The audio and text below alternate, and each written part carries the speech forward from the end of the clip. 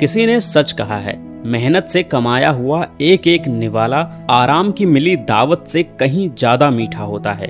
नमस्कार दोस्तों, कहानी जंक्शन में आपका स्वागत है। आज की कहानी उसी आराम की तलाश में निकले कुछ गिद्धों की है। एक समय की बात है, एक बहुत ही घना और लंबा चौड़ा जंगल था। जंगल इतना गहरा था कि सूरज की रोशनी बड़ी ही मुश्किल से जमीन तक पहुंच पाती थी और इसी जंगल में रहता था गिद्धों का एक बहुत बड़ा झुंड। ये कोई आम गिद्ध नहीं थे, ये ऐसे गिद्ध थे जो अपने पंखों की ताकत और तीर जैसी नज़र के लिए मशहूर थे। एक एक गिद्ध के पंजों में शेर को भी दबोच लेने की ताकत थी। इस झुंड में बुजदिली, आलस या थकान नाम की कोई चीज नहीं थी।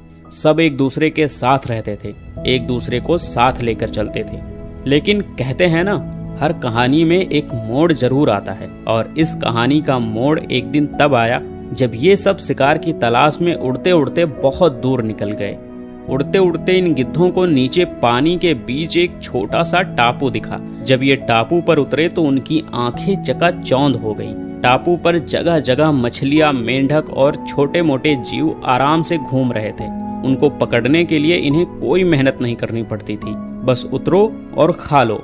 ये टापू उन्हें इतना पसंद आया कि उन्होंने सोचा, वाह क्या जिंदगी है, यहाँ तो बिना मेहनत के ही पेट भर रहा है। अब वापस उड़कर उस बड़े जंगल में क्यों जाना जहाँ शिकार के लिए इतनी मेहनत करनी पड़ती है। बस फिर क्या था, सारे गिद्ध वहीं रहने लगे। दिन भर पेट भर खाते, आराम करते, धूप सेंकते। उनके शरीर और दिमाग में आलस इतना भर गया कि उनके शिकार करने की कला धीरे धीरे कमजोर पड़ने लगी। अब उनके पंजों में वो ताकत नहीं रही। उनकी जिंदगी अब आराम में डूब चुकी थी। लेकिन दोस्तों, इस झुंड में एक बुजुर्ग गिद्ध भी था जो उन सबसे ज्यादा अनुभवी था। जब वो अपने साथियों को इतना आलस में डूबा हुआ देखता तो उसके दिल में एक अजीब सा डर पैदा होता। उसे अपने साथियों की चिंता होने लगी। वो बुजुर्ग गिद्ध बार बार अपने दोस्तों को समझाता, देखो भाइयों, ये आराम की जिंदगी हमारी सबसे बड़ी दुश्मन बन रही है। हमारी ताकत, हमारी कला सब धीरे धीरे खत्म हो जाएगी। एक दिन हम शिकार करना भी भूल जाएंगे। चलो वापस उड़कर उस जंगल में चलते हैं जहां हम मेहनत करते थे। लेकिन आलस में डूबे इन गिद्धों को उसकी बात का कोई असर नहीं हुआ। उल्टा वो उस पर हंसने लगे।